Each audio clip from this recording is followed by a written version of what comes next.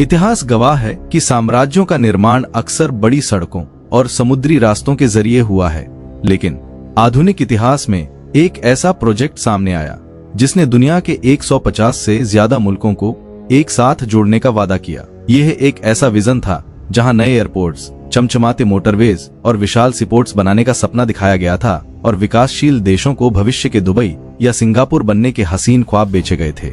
मगर आज करीब एक दशक बीतने के बाद इन्हीं मुल्कों में ये मेगा प्रोजेक्ट्स या तो अधूरे पड़े हैं या कर्ज के भारी बोझ तले दबकर खंडहरों का मंजर पेश कर रहे हैं।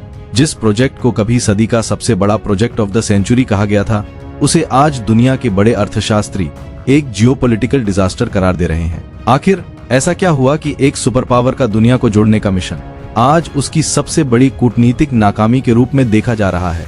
अनदेखा सच की आज की इस विशेष डॉक्यूमेंट्री में हम चाइना के बेल्ट एंड रोड इनिशिएटिव यानी BRI की परतों को खोलेंगे और जानेंगे कि कैसे विकास का ये रास्ता कई देशों के लिए बर्बादी की सड़क बन गया। साल 2013 में जब चाइना के प्रेसिडेंट शी जिनपिंग ने बेल्ट एंड रोड इनिशिएटिव का आधिकारिक तौर पर ऐलान किया तो इसे प्राचीन सिल्क रोड को पुनर्जीवित करने के एक आधुनिक प्रयास के रूप में पेश किया गया। इस योजना का मुख्य उद्देश्य रेलवे लाइंस, हाईवेज और विशाल बंदरगाहों के एक ऐसे जाल का निर्माण करना था जो एशिया, अफ्रीका और यूरोप को आपस में पूरी तरह से जोड़ सके। चाइना का यह मिशन सतह पर तो उन गरीब और विकासशील मुल्कों को तरक्की की राह पर लाना था जिनके पास बुनियादी ढांचे की कमी थी, लेकिन गहरे स्तर पर यह चाइना को एक ग्लोबल लीडर के तौर पर स्थापित करने की सोची समझी रणनीति थी। इस विजन ने पूरी दुनिया को इस कदर आकर्षित किया कि देखते ही देखते 140 से ज्यादा मुल्कों ने इसमें अपनी दिलचस्पी जाहिर की। कई गरीब मुल्कों ने बिना किसी देरी के चाइना से भारी भरकम कर्ज लेना शुरू कर दिया और कुछ ही सालों में चाइना ने इस पूरे प्रोजेक्ट पर करीब 1.2 ट्रिलियन डॉलर्स का निवेश कर दिया। यह वह पैसा था जो चाइना ने उन देशों को लोन के रूप में दिया था जिन्हें IMF या वेस्टर्न बैंक्स ने अत्यधिक जोखिम वाला समझकर कर्जा देने से साफ इनकार कर दिया था। जैसे जैसे समय बीतता गया, BRI की असलियत दुनिया के सामने एक अलग ही रंग में आने लगी और यह स्पष्ट हो गया कि यह सिर्फ इंफ्रास्ट्रक्चर प्रोजेक्ट नहीं बल्कि चाइना का एक बड़ा जियोपॉलिटिकल और इकोनॉमिक एजेंडा था। असल में चाइना के भीतर इंडस्ट्रियल कैपेसिटी इतनी ज्यादा बढ़ चुकी थी कि उनके पास सालाना लाखों की संख्या में इंजीनियर्स और वर्कर्स निकल रहे थे जिन्हें अपने देश में रोजगार देना मुश्किल हो रहा था। तभी चाइना ने अपनी इस अतिरिक्त मैनपावर और तकनीकी क्षमता को दूसरे देशों में एक्सपोर्ट करने का मंसूबा बनाया ताकि न केवल अपने लोगों को नौकरियां दी जा सके बल्कि अपनी भू राजनीतिक शक्ति को भी बढ़ाया जा सके। प्लान के तहत गरीब मुल्कों को बड़े प्रोजेक्ट्स के लिए कर्ज दिया गया, लेकिन शर्त यह रखी गई कि उन प्रोजेक्ट्स पर काम सिर्फ चाइनीज फर्म्स और चाइनीज वर्कर्स ही करेंगे। इस तरह चाइना ने अपना ही पैसा वापस अपनी कंपनियों के जरिए अपने मुल्क में लाना शुरू कर दिया, जबकि कर्ज लेने वाले देश केवल ब्याज की किस्तों के नीचे दबते चले गए और उनके स्थानीय मजदूरों को कोई काम नहीं मिला। BRI का सबसे विवादास्पद और खतरनाक पहलू डेब्ट ट्रैप डिप्लोमेसी यानी कर्ज के जाल वाली कूटनीति बनकर उभरा है। चाइना ने गरीब मुल्कों को उनकी आर्थिक हैसियत से कहीं ज्यादा लोन दिए, यह जानते हुए कि वे इसे कभी वापस नहीं कर पाएंगे। जब ये देश कर्ज चुकाने में नाकाम होते हैं तो चाइना बदले में उनकी जमीन या अहम इंफ्रास्ट्रक्चर पर कब्जा कर लेता है। इसकी सबसे बड़ी मिसाल श्रीलंका में देखने को मिली, जहां के नेताओं को यह सपना दिखाया गया कि इंडियन ओशन के तट पर एक नया बंदरगाह बनाने से वे दुबई की तरह एक ट्रेड हब बन जाएंगे।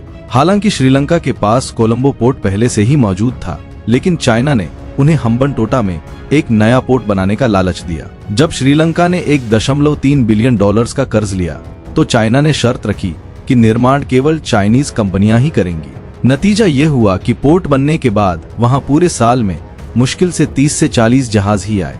जब रेवेन्यू नहीं मिला तो श्रीलंका कर्ज नहीं चुका सका और अंततः 2017 में समझौते के तहत श्रीलंका को यह पोर्ट 99 साल के लिए चाइनीज कंपनी को लीज पर देना पड़ गया, जिससे उसने अपनी संप्रभुता का एक बड़ा हिस्सा हमेशा के लिए खो दिया।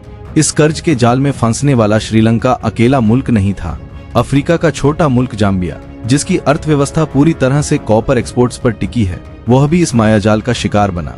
वहां के लीडर्स को यह नैरेटिव दिया गया कि वेस्टर्न देशों के लोन्स की शर्तें बहुत सख्त होती हैं, लेकिन उन्होंने चाइनीज लोन्स की शर्तों की उस बारीकी को नजरअंदाज कर दिया जो कहती थी कि कर्ज न चुका पाने की सूरत में चाइना उनके नेशनल एसेट्स पर कब्जा कर सकता है। साल 2020 तक जाम्बिया के कुल विदेशी कर्ज का 43% हिस्सा अकेले चाइना के पास था और पेंडेमिक के दौरान व्यापार रुकते ही जाम्बिया डिफॉल्ट कर गया।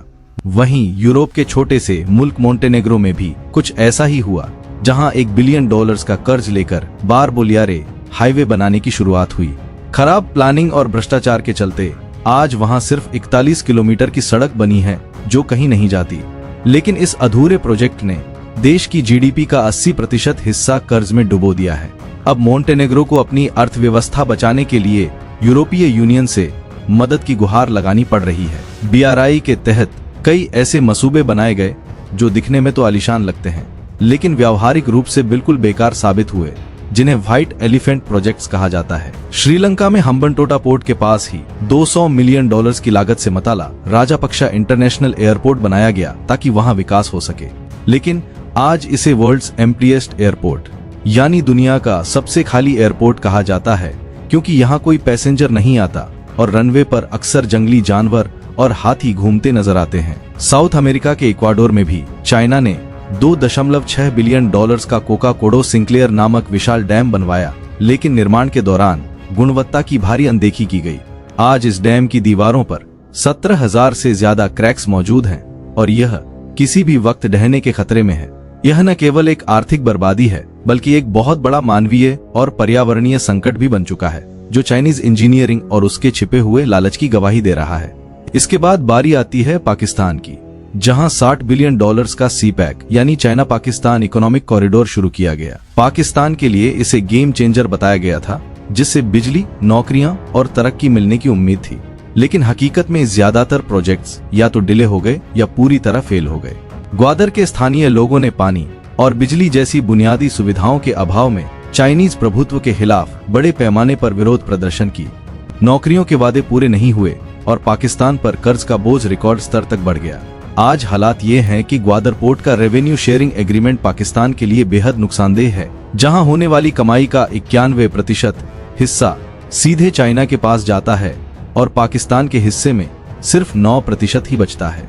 ग्वादर, जो कभी पाकिस्तान की पूरी अथॉरिटी में था, अब एक तरह से चाइना के कंट्रोल में आ चुका है, जिससे वहां के स्थानीय लोगों में भारी गुस्सा और हताशा का माहौल है। BRI को सबसे बड़ा अंतर्राष्ट्रीय झटका तब लगा जब G7 ग्रुप का एकमात्र सदस्य इटली, जो इस प्रोजेक्ट में शामिल हुआ था, उसने इससे बाहर निकलने का ऐलान कर दिया। चाइना ने इटली को सीधे कैश लोन तो नहीं दिया था, लेकिन कई ट्रेड डील्स का वादा किया था जो कभी हकीकत नहीं बन सकी।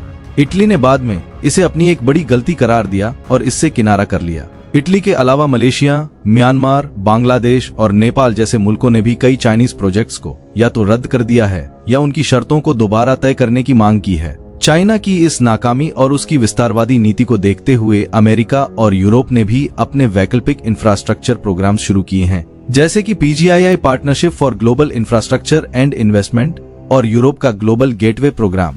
ये प्रोग्राम्स विकासशील देशों को पारदर्शी और कम ब्याज वाले कर्ज का वादा करते हैं, ताकि उन्हें चाइना के कर्ज के जाल से बचाया जा सके। BRI की आर्थिक नाकामी के बावजूद इसने दुनिया में एक नया भू राजनीतिक ध्रुवीकरण पैदा कर दिया है। यूक्रेन युद्ध के बाद जब रशिया दुनिया से अलग थलग हुआ, तो उसने BRI के जरिए चाइना के साथ अपने संबंधों को और मजबूत करने की कोशिश की।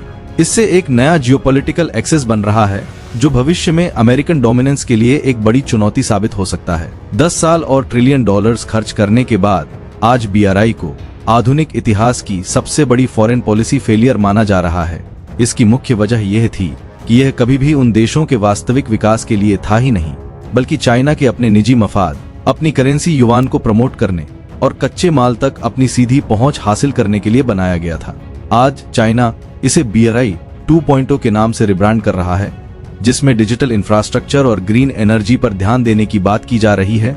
लेकिन दुनिया अब पहले की तरह सिर्फ मीठे वादों पर अंधा यकीन करने को तैयार नहीं है। सवाल ये उठता है कि क्या इस प्रोजेक्ट से चाइना को कोई फायदा हुआ या नहीं। असल में चाइना जो चाहता था, ठीक वैसा नहीं हो पाया। दुनिया भर में कंट्रोल बढ़ाने की कोशिश में उस पर डेब्ट ट्रैप डिप्लोमेसी का लेबल लग गया, जिससे उसकी ग्लोबल इमेज बुरी तरह प्रभावित हुई है। अरबों खरबों डॉलर्स के डूबे हुए लोन वापस लेना अब चाइना के लिए एक बड़ी सिरदर्दी बन चुका है, और जिन प्रोजेक्ट्स पर उसने कब्जा किया है, उनकी लायबिलिटी भी अब उसी पर है, जिससे चाइना की अपनी अर्थव्यवस्था सुस्त पड़ गई है। हालांकि रणनीतिक रूप से चाइना ने दुनिया भर के 100 से ज्यादा पोर्ट्स में हिस्सेदारी हासिल कर ली है, जो उसकी एक्सपोर्ट इकोनॉमी के लिए फायदेमंद है। यदि यह नेटवर्क कभी पूरा हुआ तो यह एशिया से यूरोप तक का सबसे लंबा रेल और सी कनेक्शन होगा, जिसमें दुनिया की 65% आबादी कवर हो सकेगी। इस पूरे महाप्रोजेक्ट की हकीकत देखने के बाद अब सवाल यह उठता है कि क्या चाइना का यह मिशन वाकई दुनिया की तरक्की के लिए था या यह सिर्फ एक आधुनिक साम्राज्य बनाने की साजिश थी। इस मुद्दे पर आपकी क्या राय है, हमें कमेंट सेक्शन में जरूर बताएं। अगर आपको अनदेखा सच की यह गहरी रिसर्च और जानकारी पसंद आई हो तो इस वीडियो को लाइक करें और इसे अपने दोस्तों के साथ ज्यादा से ज्यादा शेयर करें, ताकि वे भी इस वैश्विक हकीकत से रूबरू हो सकें। ऐसी ही और रहस्यमयी और जानकारीपूर्ण डॉक्यूमेंट्रीज देखने के लिए हमारे चैनल को सब्सक्राइब करना न भूलें और बेल आइकन को जरूर दबाएं, ताकि अगली वीडियो का नोटिफिकेशन आपको सबसे पहले मिल सके। मिलते हैं अगले शानदार वीडियो में। जय हिंद।